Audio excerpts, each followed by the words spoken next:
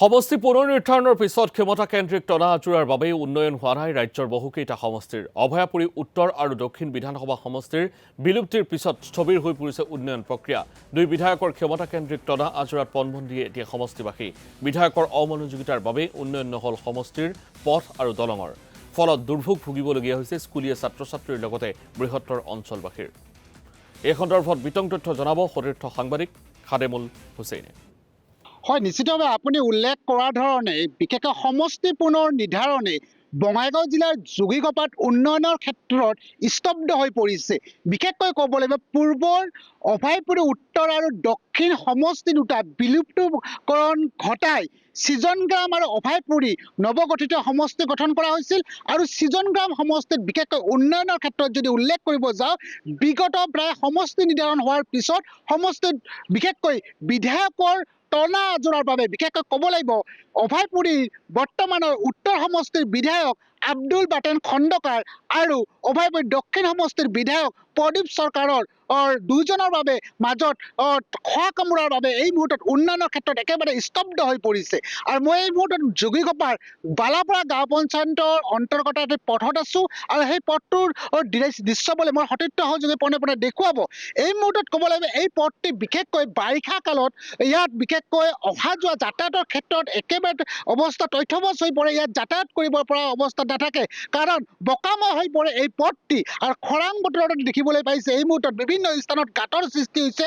তাৰপিছতো কিন্তু উন্নয়নৰ ক্ষেত্ৰত ক'ব লাগিব দুগৰাকী কিন্তু কংগ্ৰেছৰ বিধায়ক, এই দুগৰাকী কংগ্ৰেছৰ বিধায়কৰ দিনত কিন্তু অভয়পুৰীৰ বিশেষকৈ দক্ষিণ সমষ্টিৰ যদি কথা মই উল্লেখ কৰোঁ, এই মুহূৰ্তত সৃজনগ্ৰাম সমষ্টিত উন্নয়ন একেবাৰে স্তব্ধ হৈ পৰিছে। সাধাৰণ জনতা আছে, স্থানীয় লোক আছে।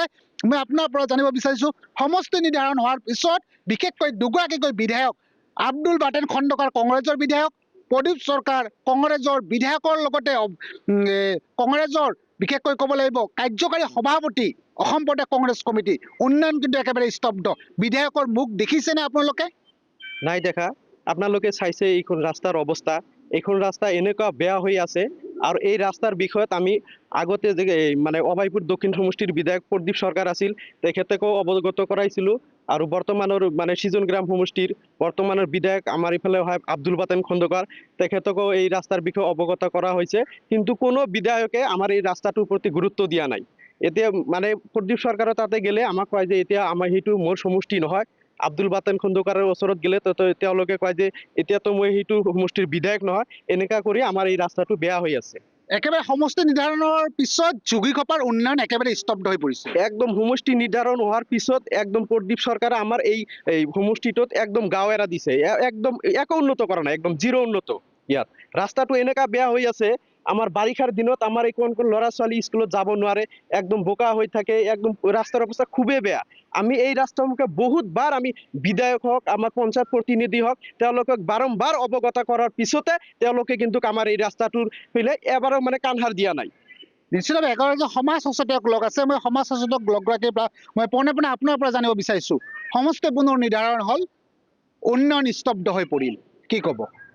হয়, এই ক্ষেত্ৰত নিশ্চিতভাৱে মই ক'ব খুজিম যে ডিমিলিটেশ্যনৰ নামত সমষ্টিৰ যি পুনৰ নিৰ্ধাৰণৰ নামত আমাৰ বঙাইগাঁও জিলাৰ আগৰ অভয়পুৰী দক্ষিণ বিধানসভা সমষ্টি আৰু পুৰণি উত্তৰ অভয়পুৰী বিধানসভা সমষ্টিৰ এই যি দুই বিধায়কদ্বয় আছে, ক্ৰমে আব্দুল বাটেন খণ্ডকাৰ ডাঙৰীয়া, প্ৰদীপ চৰকাৰ ডাঙৰীয়া, তেখেতসকলে সমষ্টিৰ পুনৰ নিৰ্ধাৰণৰ নামত জনসাধাৰণক এক মানে জলঙাৰ মেকুৰী দেখুৱাই আছে।